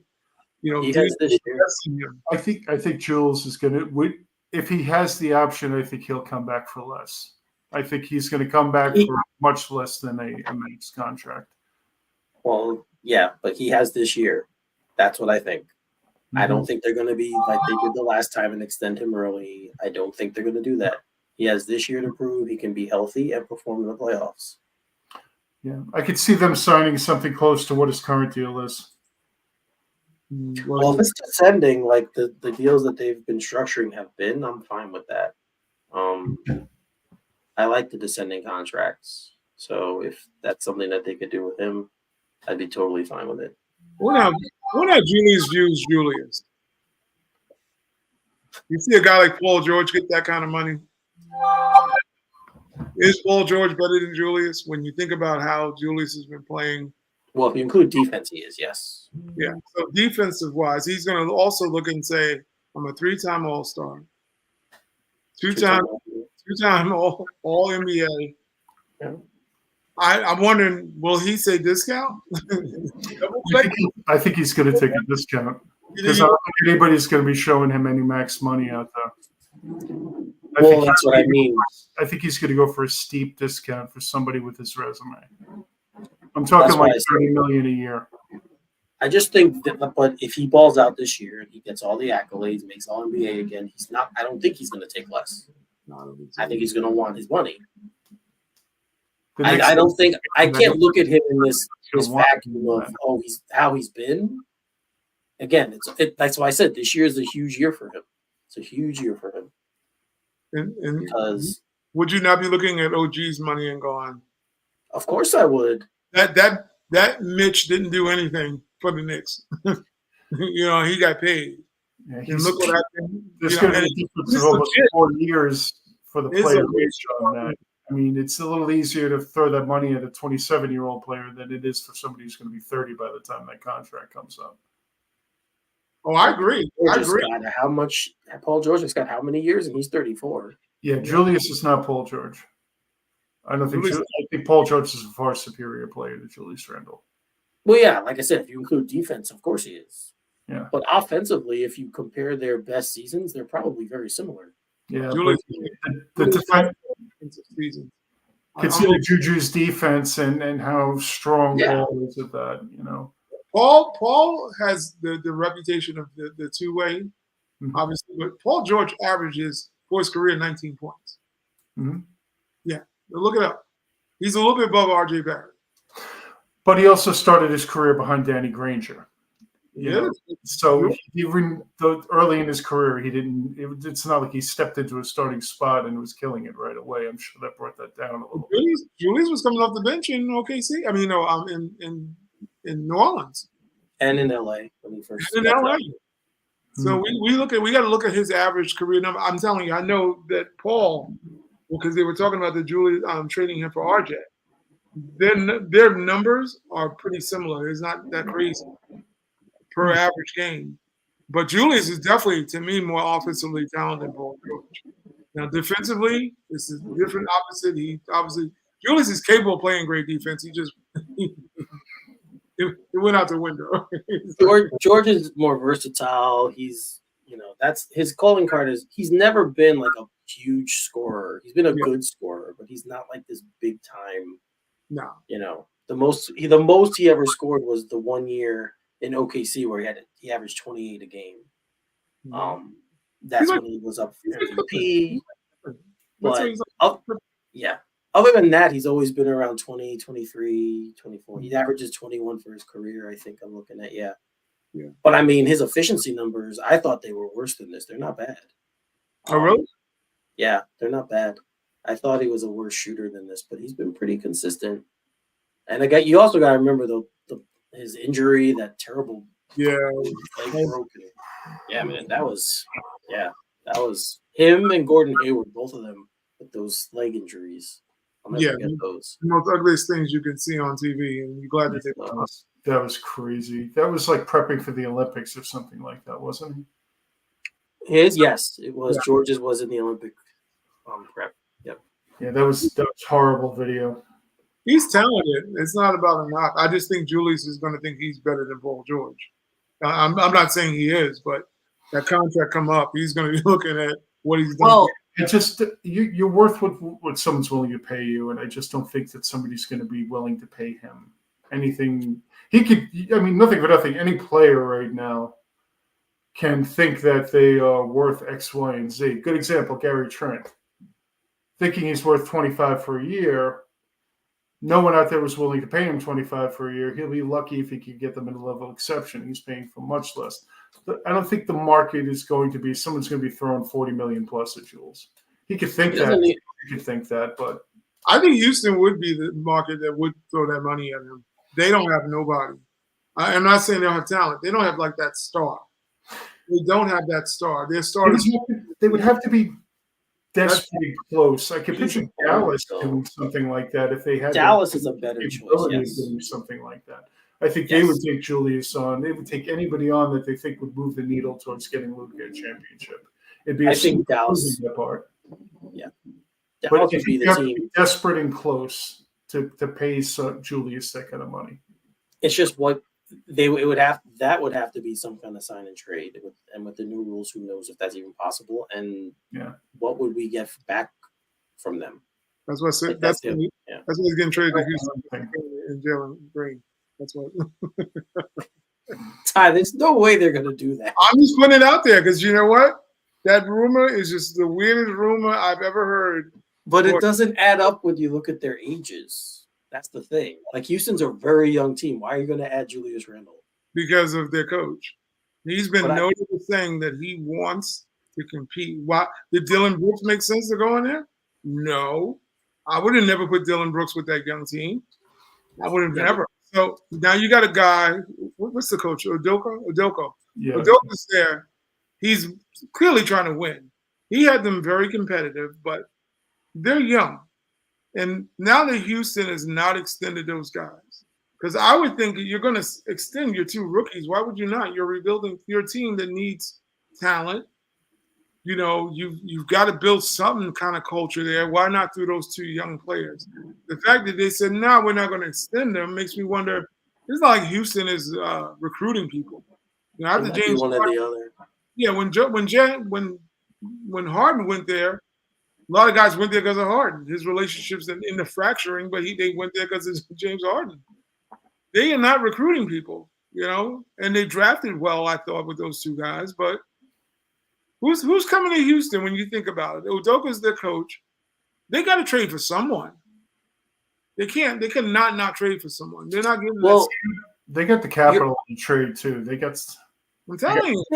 yeah, and your point is right about like having to pay both of them, but I don't think you can get both of them in a trade. I think No, I'm not talking about. I don't think you can get both. But Yeah. I'm just saying that somebody's ass is getting out of there. Somebody's coming in. It's just that's maybe where I'm just breadcrumbing it. What is their cap situation? What is their cap situation? I guess is my question. How much flexibility do they have to take on additional salary? Or are they something that's sitting up at the? I know that they gave Van Fleet like $45 million a year or something like that. But a lot of those guys are still on their first contract. Yeah. So how much flexibility do they have to take on salary right now? They're over the cap?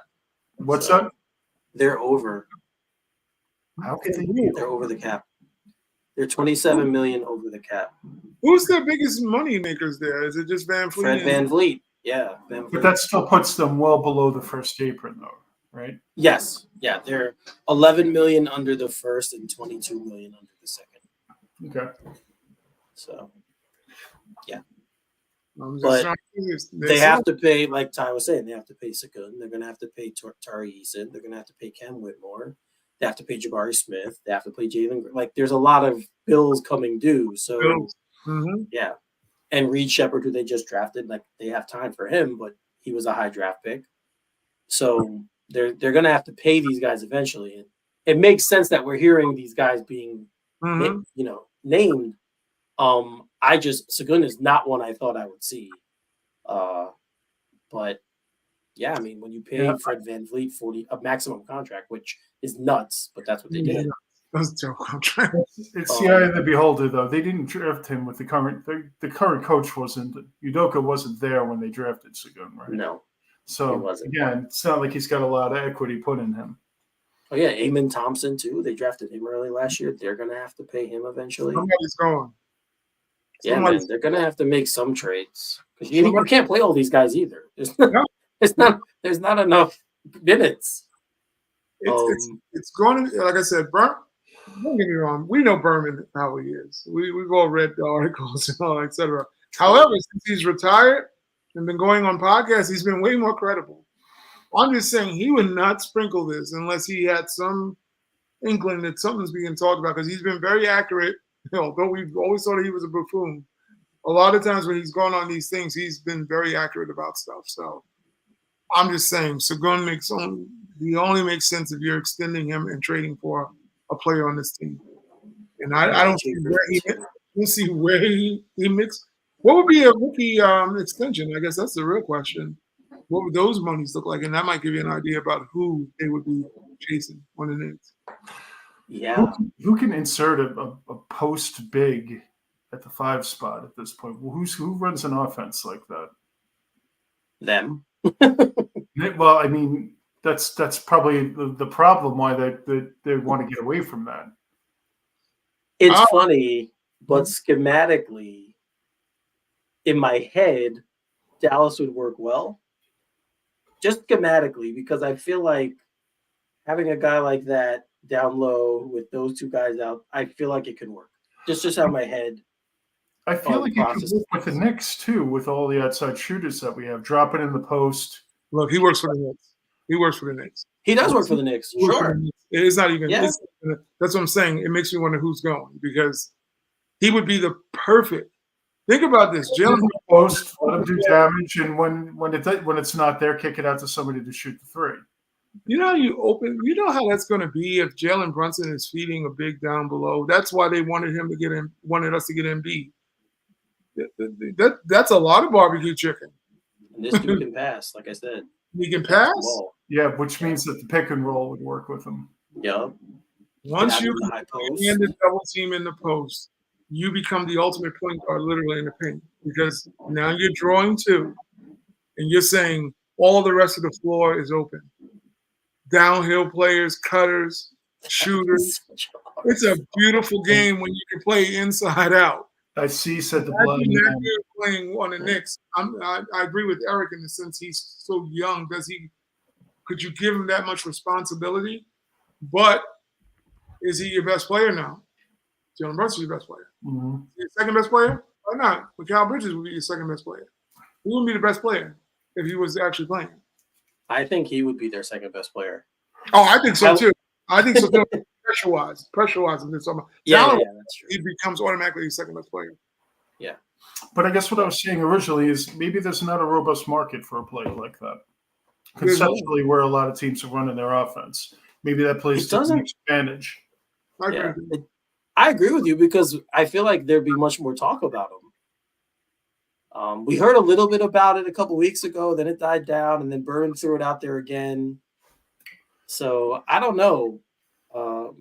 But I mean, I wouldn't hate it. I'll say that I would not hate it. I like him. So yeah, if that's the way they decide to go at the center position, I wish they would go that way at the center position because as much as we want to say Thibodeau, I mean, he talks about fives. You know, obviously he talks about the rim protection, all that stuff. You're going to really have a five, and you're an old school coach. Wouldn't you want a post five player?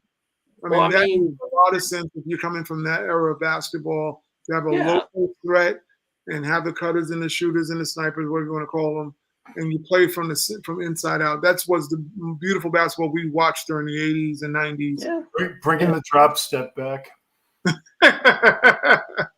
Yeah, I mean, like you said, he cut his teeth on that kind of a teams, on those kind of teams as an assistant coach.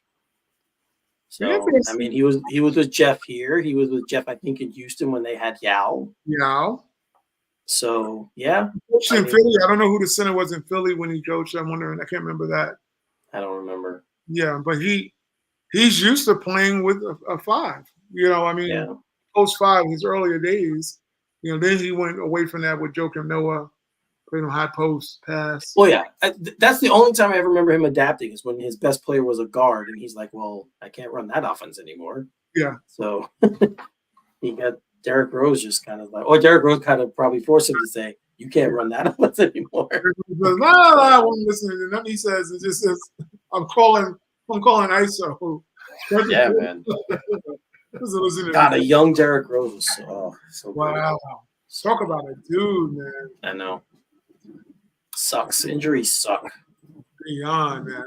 Because I still think the Knicks could have gotten him the first time, even if because Chicago was falling apart. They were falling apart because he wasn't healthy, but still, I think they could have made that trade, even if he was an elite player. It would have cost them more, but I think they could have gotten it. Oh well. Imagine him. Imagine him in the Garden with earlier version of him. Oh Jesus, please forget it. God, that would have been. Oh, they were in the lottery, I think, that year too when he was available. I think he was in the lottery. Don't get nothing. Second round's been beautiful to us. I must admit that, but it's true, man. It's true. The late first and the second round have been very good to the Knicks. Top picks, forget about it, man. I know. I mean, we picked Jordan Hill. We screwed up our lottery pick. Yep.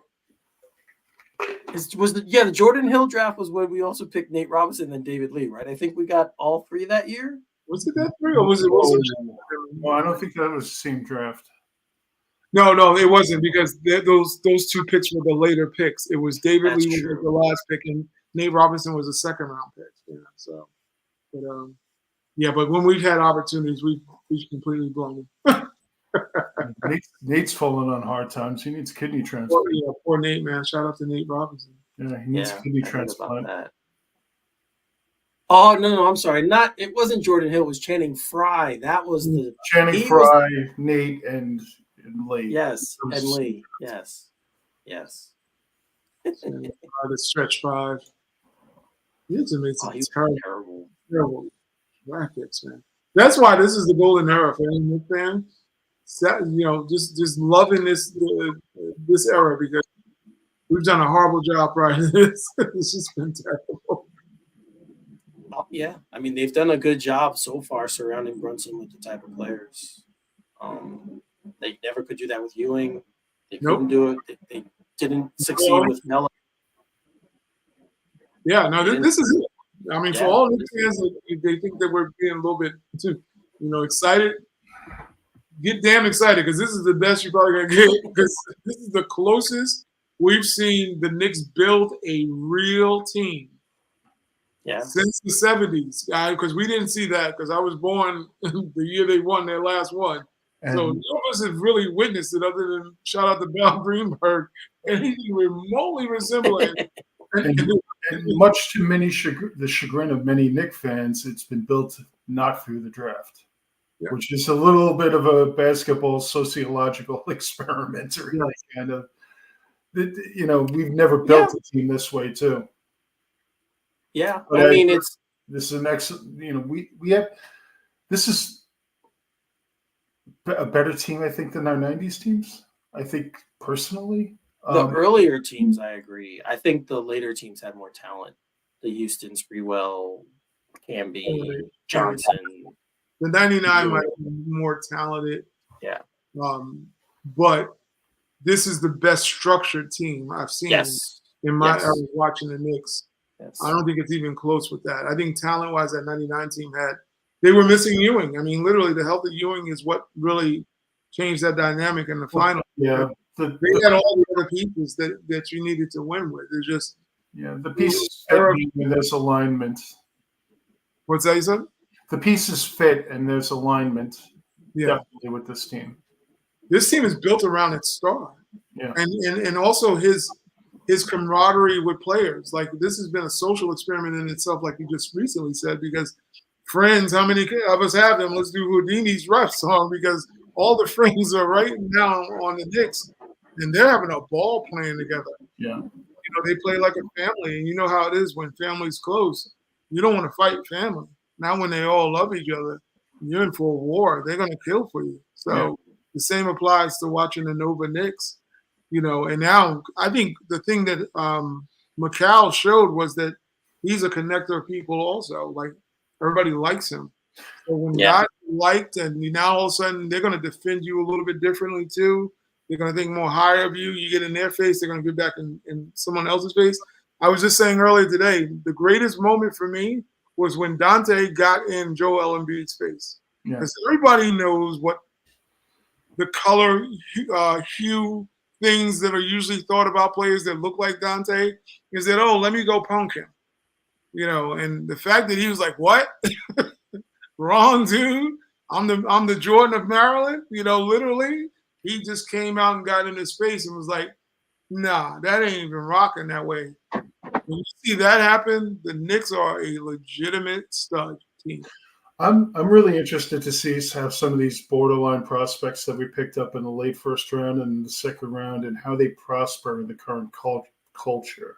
Mm-hmm. I think that this is a good environment for the development of players. I think to learn professionalism. I just feel like the current culture, we're going to get the most out of these guys that we can. And you think about how many players that we've drafted in have come into terrible cultures, and God knows what could have happened with them. So it should be interesting to see. Yeah, you're not going to have to worry about Kolek. He's going to fit right in. I don't know the other guys well enough, but him, you're not going to have to worry. Who's coming from Kansas again? Who? Yeah, we got from Kansas. It was like McCullough. That's the one. They say he's going to fit right in too. Yeah, he should too. Let me tell you, if they can get that kid Pacone, if they develop him right, that's going to be a really nice draft pick. I mean, we're talking about a 6'9" kid who's 18 years old. He'll be 19, I think, in July. They say, sometime in July. Boy, if he grows, if he gains a little bit more height, you got a hell of a base. Because he's got a wing skill set now and a plus jumper. Imagine when he expands his game and he fills out. He's not filled out now. He has a pretty good frame for an 18-year-old, especially one that's growing. The more footage I watch of him, the more that was a very solid pick for the Knicks to develop him in this culture. Like I said, I don't know any week who's Dice. The coach Dice might be the softest guy on the Knicks, and he's the coach. I mean, maybe him and Mo Cheeks are the softest guys. Nice Clay. Nick locker room right now. Because I think Clyde could take both of them. To be very honest, with Clyde is tough. So we're just talking about who's the punk on it. There's no punk on the Knicks. These kids are going to be brought into the right culture with the right kind of venom and attack and professionalism. And we can thank Jay Wright much as more we can thank Tom Thibodeau, because Jay Wright, I don't know why he never was able to coach, but maybe he couldn't coach the way he does in college. But he got those Nova dudes. Those are some hellified. I mean, we hear about Duke, we hear about Kentucky. Give me them kids from the Nova. I mean, I don't know what they're like now with the culture, but Jay Wright can coach, man. I keep telling y'all, if the Knicks got rid of Thibodeau, I think that's the call they would have made. They would have called him. He would have been the coach. I don't care. I know he said, "Oh, I don't want to coach." To have a chance to coach those guys again as professionals, I think he would have done it. Yeah, in a heartbeat. Yep. It's still a minor miracle that they got all those guys on the same team. I know. I know. It is kind of crazy. Took a lot of draft picks, but here we go. Look like we made it. Yes. All right, y'all. We're going to shut this one down. So first, I want to thank everyone for joining us. But Ty, Joe, do you have anything you want to tell the people? We appreciate you guys tuning in. We appreciate your support on the fan page, and we enjoy doing this, and we hope that you're enjoying watching. And thank you all. My name is Upstate Joe. You can reach me at Upstate Joe at X, AKU for all Knicked Up. Go ahead, Ty. Definitely. Shout out to June 1. Nice seeing you here, bro. I was watching too many karate flicks, but it's all love. The comments are funny, bro. It's all good. Shout out to Coach. Shout out to Stacy. Y'all always rocking with us. Much love. Shout out to all the watchers. We love you guys. Thanks for coming in and joining us. We're going to try to put together some more shows. It's going to be a little scarce, but we'll see what we can make happen. Come check us out always on the All Knicked Up fan page. Rock out with us. Check out Eric. He controls the Twitter account or X account. Come holler at him. He likes all the smoke, from what I understand. So from the smoke, we're gonna come behind him because we're all ready.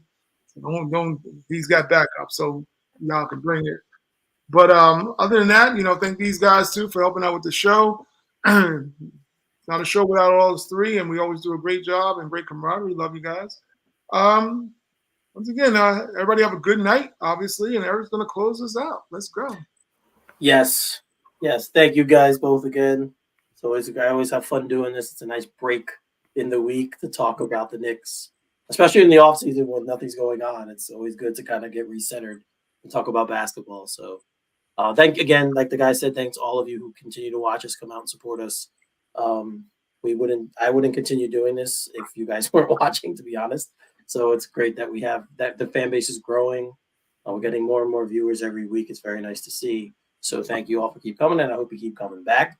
If you want to get at me, Ty mentioned the All Knicked Up handle at all_Knicked_up on Twitter or X, whatever you want to call it. I don't care. If you want to get at me personally, my handle there is at finally33, spelled finale33. If you're interested also in geeky, nerdy stuff, I do a fandom pop culture podcast called Straight Outta Gotham at straight_O_G. We just have a new episode up. I posted it yesterday, so check that out. We talk about Deadpool and Wolverine. We talk about, I'm blanking, but Deadpool and Wolverine's one of the, Fantastic Four. We have news on the Fantastic Four movie coming out.